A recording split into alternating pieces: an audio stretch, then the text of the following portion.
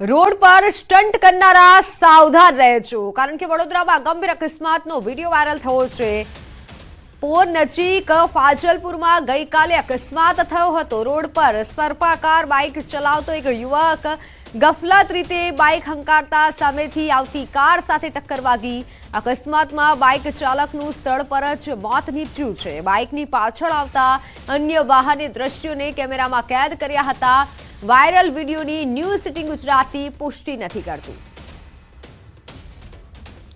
આ ગંભીર અકસ્માતનો વિડિયો કેમેરામાં કેદ થયો છે। વિડિયો હાલ સોશિયલ મીડિયામાં વાયરલ થયો છે, જેમાં જોઈ શકાય છે કે આ યુવક સરપાકાર રીતે બાઇક ચલાવે છે, સ્ટન્ટ કરી રહ્યો છે। ત્યારબાદ એક સામેથી આવી રહી કાર સાથે ટકરાય છે। આ યુવકનું હાલ કરુણ મોત નીપજ્યું છે।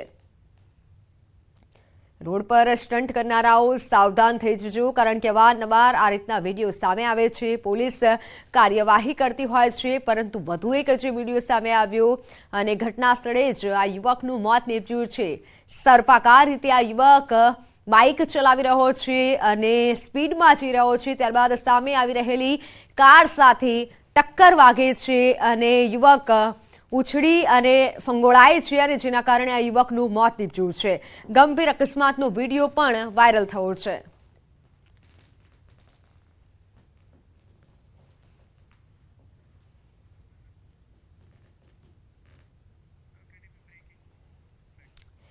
તો અમદાવાદના બારેજામાં પતંગ કાપવા મામલે બબાલ થઈ। આરોપીને પોલીસે કોર્ટમાં રજૂ કર્યા। પતંગના ઝઘડામાં જીવલેણ હુમલો, કેટલાક લોકો પર કાર ચડાવી અને કચડવાનો પ્રયાસ કરવામાં આવ્યો। સમગ્ર ઘટનાના સીસીટીવી ફૂટેજ સામે આવ્યા।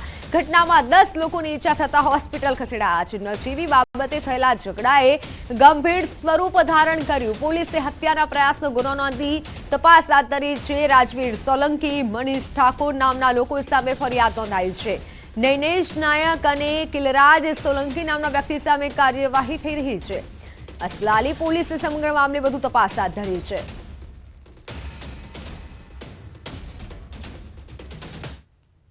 અસલાલી પોલીસ સ્ટેશનના પાર્કિંગમાં અત્યારે આપ મારી પાછળ જે ગાડી જોઈ રહ્યા છો, આ એ જ ગાડી છે કે જેના દ્વારા ખાસ કરીને 10થી વધારે લોકોને જાણે કે મોતની સજા મળી હોય, રૂબરૂ તેમણે મોતને જોયું હોય તેવું લાગી રહ્યું છે। આ જે ગાડી છે કચ્ચરઘાણ હાલતની અંદર અસલાલી પોલીસ સ્ટેશનમાં પડી છે। આ જ ગાડી ચલાવનાર વ્યક્તિએ એક સાથે 10થી વધારે લોકો પર ગાડી ચડાવી દીધી હતી। માત્ર આ ગાડી નહીં, પરંતુ આ બીજી પણ એક ગાડી જોઈ લો। આ ગાડી છે કે જેના દ્વારા ખાસ કરીને જે સાગરીતો છે તેમને મદદગાર આ ગાડી થઈ હતી।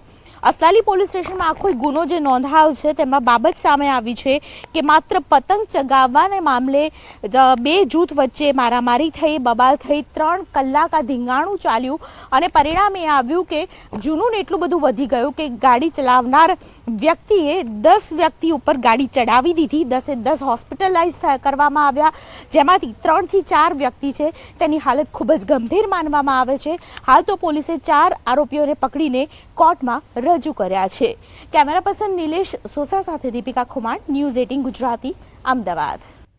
બાઇક પર ચોરી કરતી એક મહિલાની કરતૂતો સીસીટીવીમાં કેદ થઈ છે। દાહોદ શહેરની પંકજ સોસાયટીમાં ચોરીનો બનાવ સીસીટીવીમાં કેદ થયો છે, જેમાં બાઇક પર આવેલી એક મહિલા મકાનોની બહાર મૂકેલા કુંડાની ચોરી કરી ફરાર થતી નજરે પડે છે। ઘર બહાર લાગેલા સીસીટીવીમાં આ તસ્કરી કેદ થઈ છે।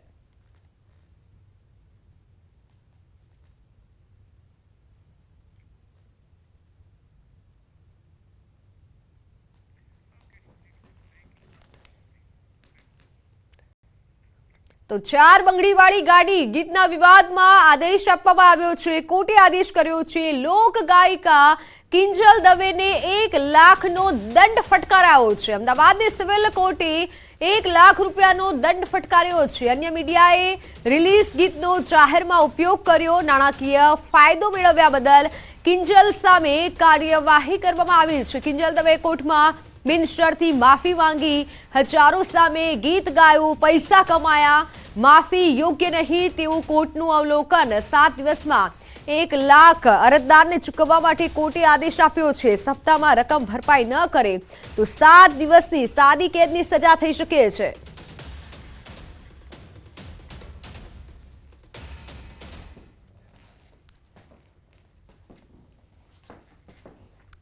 તો વાત હવે અંધાપા કાંડની।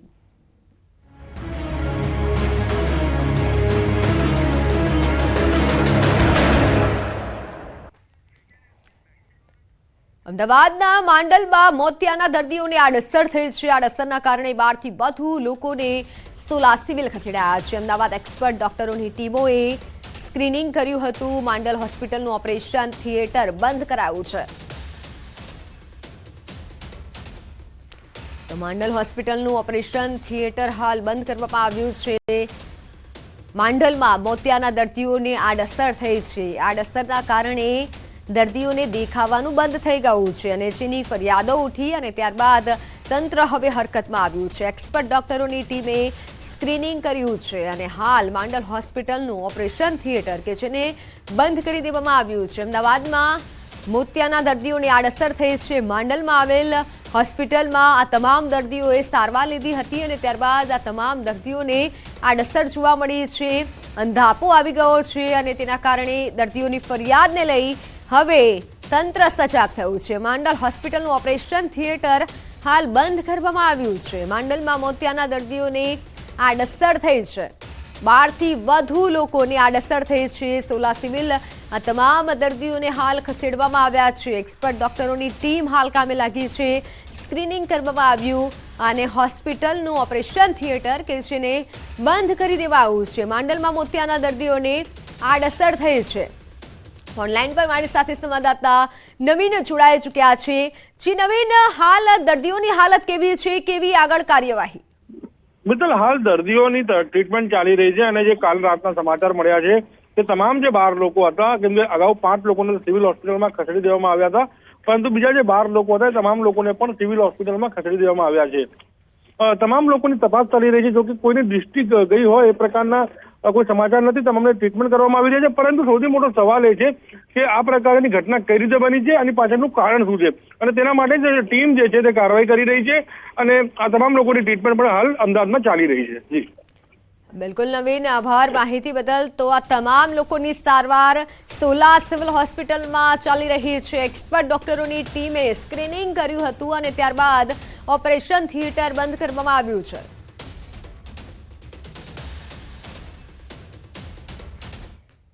અમદાવાદ શહેરના બોપલગુમા રોડ ઉપર આવેલા દેવ રેસિડેન્સી પાસે સવારે પક્ષી બચાવ કોલ દરમિયાન ફાયર બ્રિગેડના કર્મચારી હાઈટેન્શન લાઇનને અડી જતા તેઓનું ઘટના સ્થળે જ મોત થયું હતું.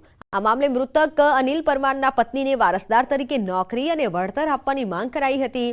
તો આ સાથે પરિવારજનો અને એએમસીના નોકર મંડળ દ્વારા ગુમા સીએસસી સેન્ટર ખાતે મૃતકની લાશ સ્વીકારવાનો ઇનકાર કર્યો હતો. એએમસી વિપક્ષ નેતાએ પણ પીડિત પરિવારને આર્થિક સહાય આપવામાં આવે, ફાયર કર્મચારીને ઇન્સ્યોરન્સ પણ આપવામાં આવે તેવી માંગ કરી હતી. તો બીજી તરફ સ્ટેન્ડિંગ કમિટીના ચેરમેને પણ પરિવાર સાથે મુલાકાત કરી સહાય અંગે વિચારણા કરવાની વાત કરી છે. મારી એક જ માગણી, મારા છોકરાની પત્ની છે એને નોકરીએ લે, એના 2 નાના બચ્ચા છે, બધા અમારી ઉંમર થઈ જાય પછી અમારે ક્યાં જવું, એટલે અમારો આધાર એક સર મોપ ભાગી ગયો એટલે એને નોકરીએ લે તો આથી લાશ ઉપડશે, નકર લાશ આથી ઉપડશે નહીં. ऐसे फायर के जवान जो अहमदाबाद शहर की जनता की सेवा करते हो, उनके नाम पर 1 रुपए का भी इंश्योरेंस नहीं निकालती हो, तो बड़ी शर्म की बात है. कहीं ना कहीं भारतीय जनता पार्टी को इस बात पर ध्यान देना चाहिए और फायर फाइटरों के लिए कहीं ना कहीं 1 करोड़ का इंश्योरेंस डिक्लेरेशन आने वाली स्टैंडिंग में ये कांग्रेस पार्टी मांग करती है कि भारतीय जनता पार्टी के उसको डिक्लेयर करना चाहिए. એ અમે ચર્ચા વિચારણા કરી, ચોક્કસ પરિવાર સાથે ચર્ચા વિચારણા કરી અને ચોક્કસ આગામી સમયમાં કોઈ નિર્ણય લઈશું. અને ઘટના ખૂબ જ દુઃખદ છે. ખૂબ જ યુવાન ઉંમરની અંદર 40 વર્ષની ઉંમરે અવસાન થયેલું છે અને પરિવાર પર એક આફત તૂટી પડ્યું છે. એ અમારા માટે અને સમગ્ર પરિવાર માટે આ દુઃખદ ઘટના છે અને સમગ્ર કોર્પોરેશન બરાબર પરિવારની પડખે ઊભેલું છે. વડોદરામાં કચરામાં આગ લાગતા મેડિકલ વેસ્ટનું કૌભાંડ સામે આવ્યું છે. ભીખા ભાલિયાની જગ્યામાં ગેરકાયદે મેડિકલ વેસ્ટનું કૌભાંડ ઝડપાયું. 2 દિવસ અગાઉ કચરામાં આગ લાગી હતી અને આગના પેટાળમાંથી બાયો મેડિકલ વેસ્ટ મળી આવ્યું હતું. પાલિકાએ જીપીસીબીને જવાબદાર ગણાવી પોતાનો બચાવ કર્યો છે. ખાનગી જગ્યામાં બાયોમેડિકલ વેસ્ટની ડમ્પિંગ સાઇટ કોણે બનાવી તે અંગે મોટો સવાલ ઉભો થઈ રહ્યો છે.